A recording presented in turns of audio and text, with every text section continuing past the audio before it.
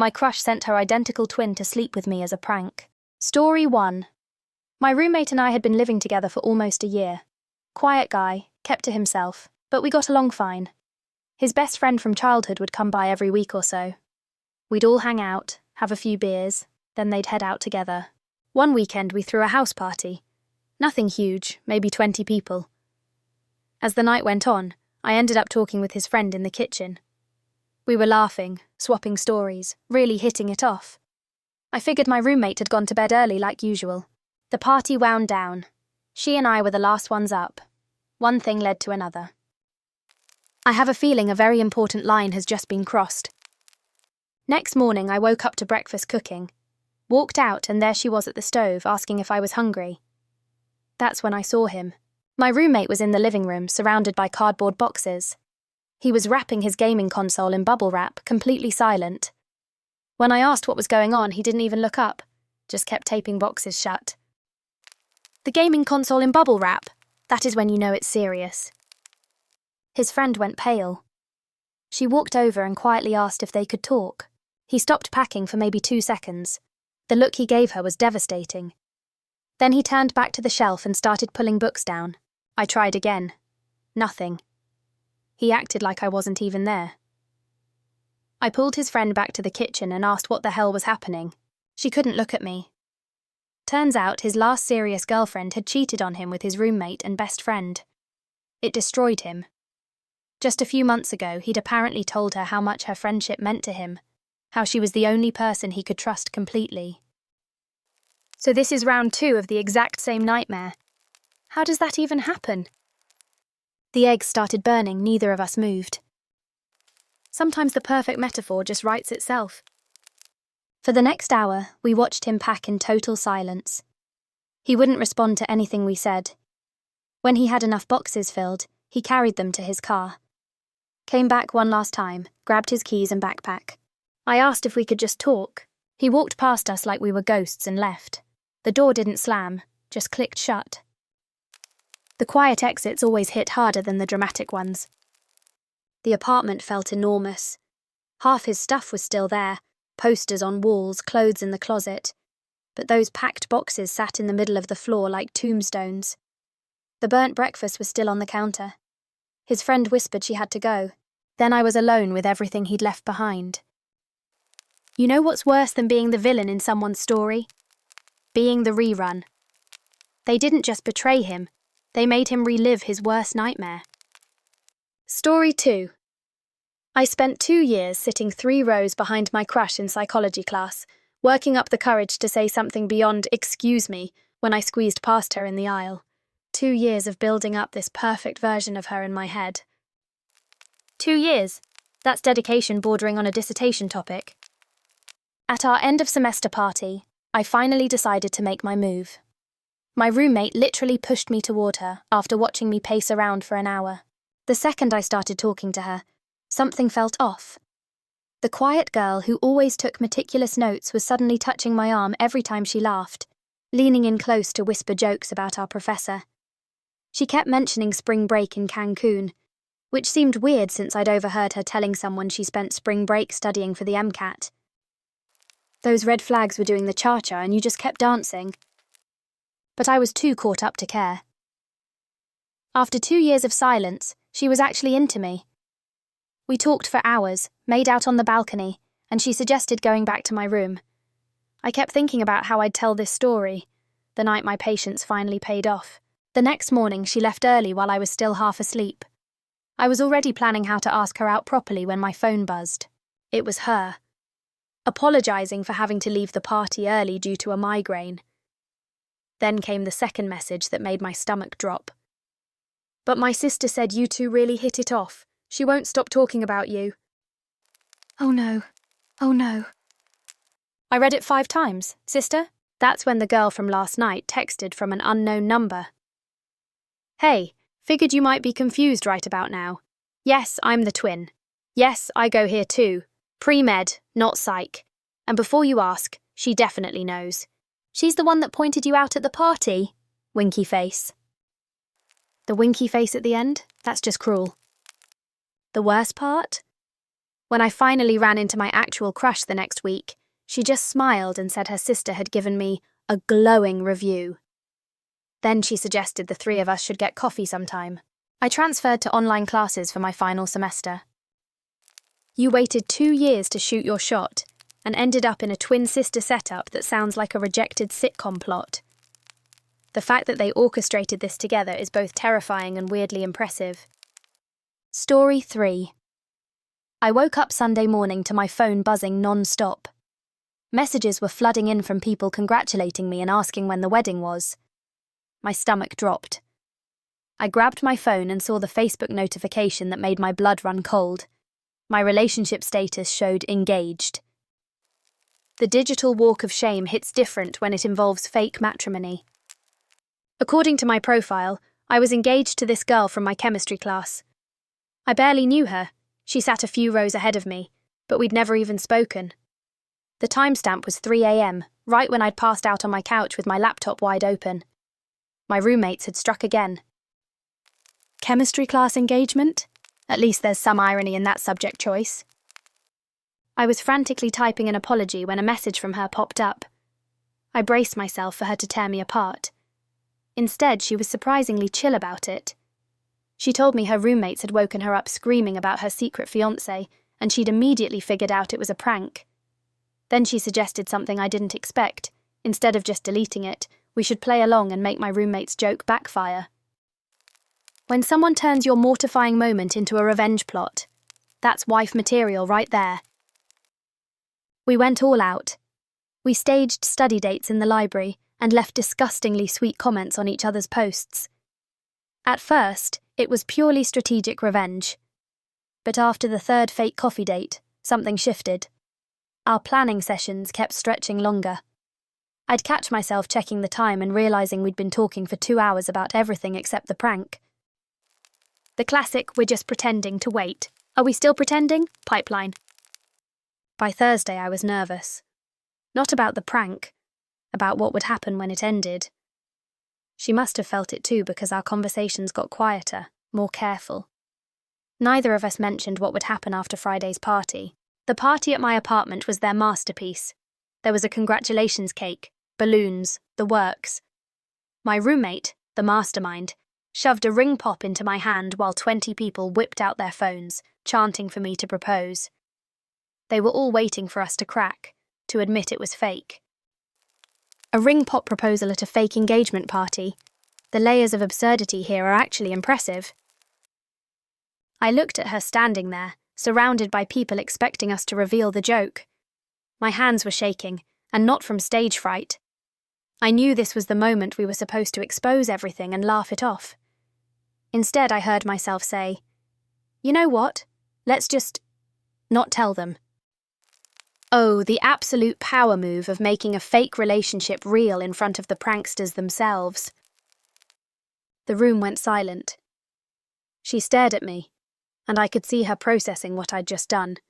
Turned our fake relationship real in front of everyone. For a second, I thought I'd ruined everything. Then she took the ring pop and slid it onto her finger. The cheering was deafening, but all I could focus on was her smile. It wasn't the performative one we'd been using all week. This was different. Real. My roommate still doesn't know if he won or lost. He keeps asking when we're going to reveal the real prank. We just tell him the best pranks are the ones that never end. Turns out sometimes the best relationships start the same way. Your roommate accidentally played Cupid and now has to live with that existential crisis forever. Sometimes the best revenge is just happiness.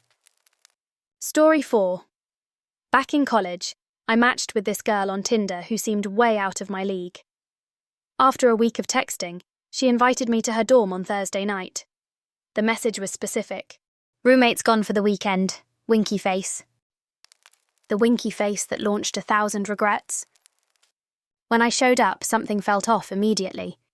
She opened the door just wide enough to let me squeeze through, then quickly shut it behind me. The room was darker than expected, just one desk lamp casting weird shadows. On the bed across from hers was this massive lump under a comforter, like someone had shoved a beanbag chair under there. A massive, still lump under the covers. That is an immediate red flag. "What's that?" I whispered. She grabbed my arm and pulled me toward her bed. "Just my roommate's laundry pile. She's super messy." But the way she said it, too fast, too nervous, made my stomach twist. The pile was perfectly still. Too still. I kept glancing at it while we started making out, and she kept turning my face back toward hers almost desperately. "A laundry pile that requires you to avoid eye contact. Sure, Jan." We ended up hooking up, and I tried to ignore the weird vibe. But I couldn't shake the feeling that the pile had shifted. Just slightly. Every time I looked, it seemed frozen in a different position. My skin was crawling, but she kept pulling me back in whenever I hesitated. Then it happened. The laundry exploded upward like someone had been electrocuted.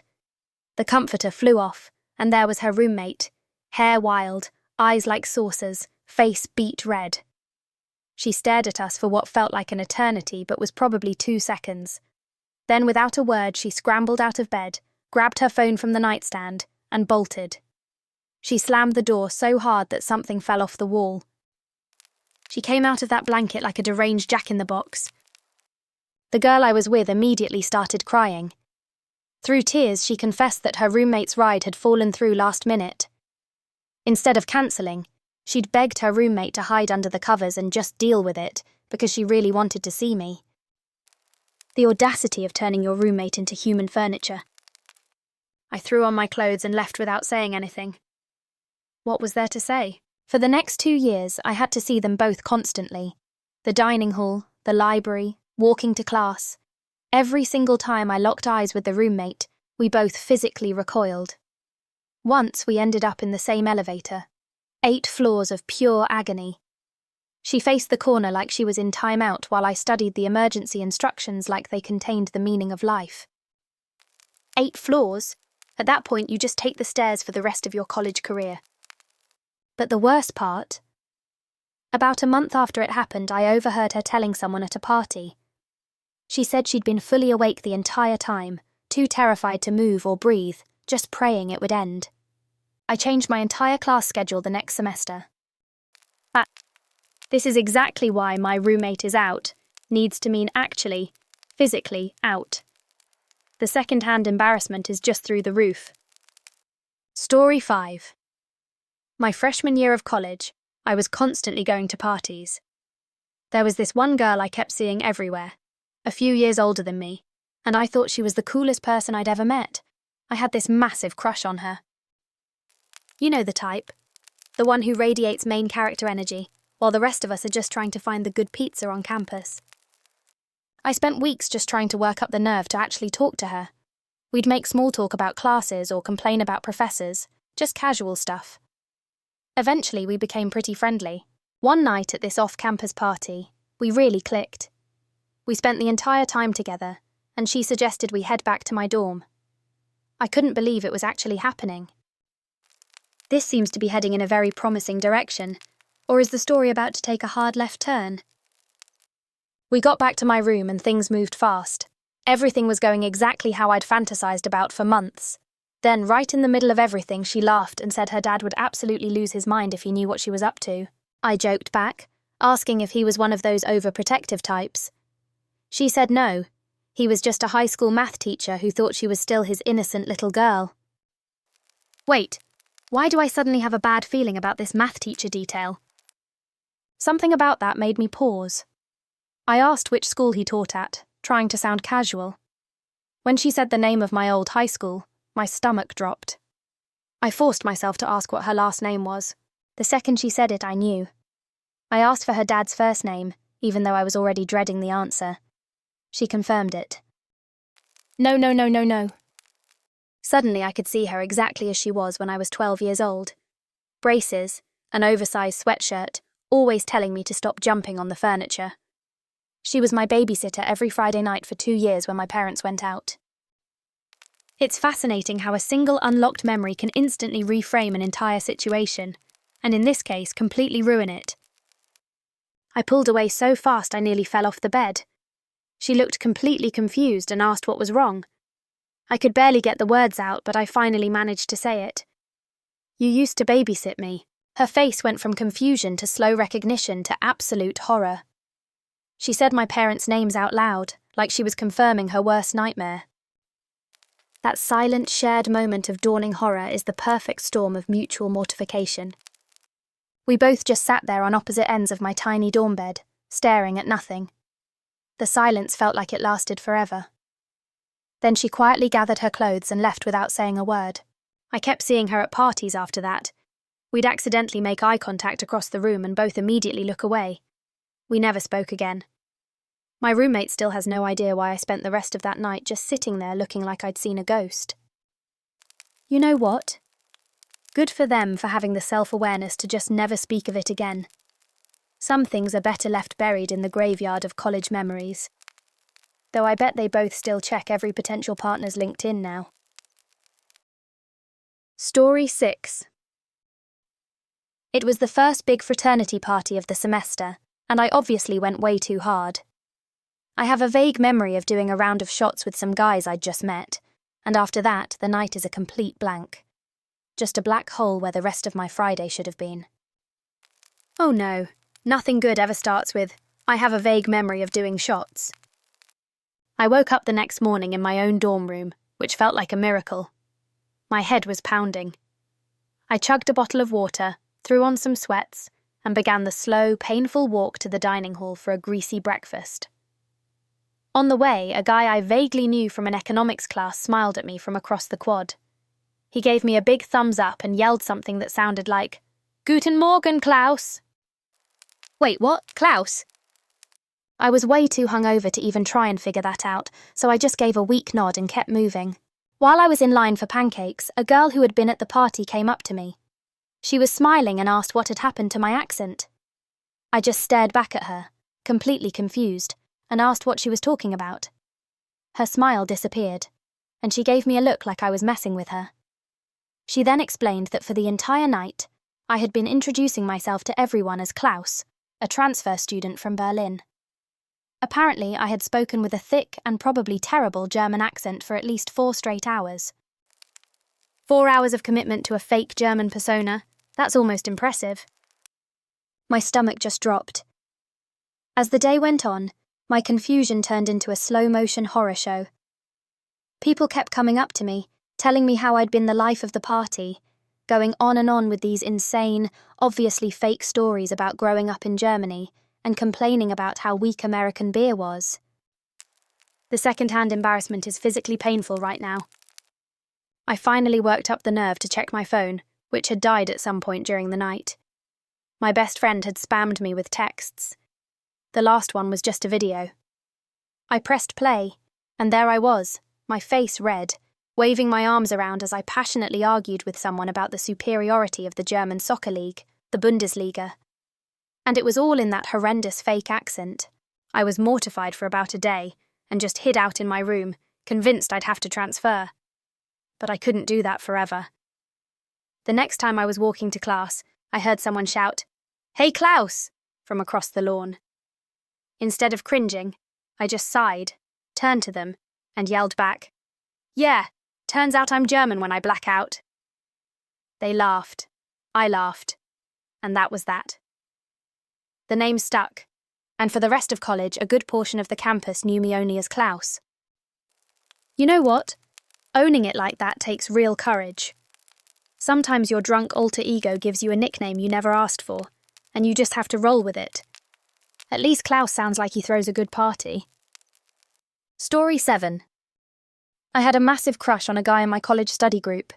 We were both in a tough engineering program, so our entire relationship was basically just late-night library sessions and stressing over exams.